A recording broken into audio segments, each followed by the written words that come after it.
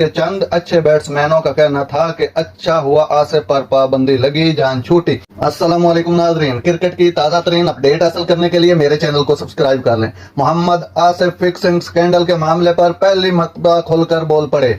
Spot fixing में सजा याफ्ता कौमी टीम के साबिक फास्ट बॉलर मोहम्मद आसिफ ने पहली मर्तबा फिक्सिंग और सजा पर खुलकर बात करते हुए अपने ख्यालात का इजहार कर दिया। सोशल मीडिया पर एक वायरल वीडियो हो रही है जिसमें मोहम्मद आसिफ सीनियर सहाफी आफ्ताब इकबाल से बातचीत कर रहे हैं। कौमी टीम के साबिक फास्ट बॉलर को 2010 में स्पॉट फिक्सिंग पर सजा सुनाई गई थी, जिस पर उन्होंने कहा कि मुझसे बहुत बड़ी गलती हुई थी, शायद मैंने कभी किसी का दिल दुखाया हो या नाफरमानी की हो, जिसकी अल्लाह ने मुझे इस वाक़े की सूरत में सजा दी। शुक्र है कि मुझे इसी जहां में सजा मिल गई।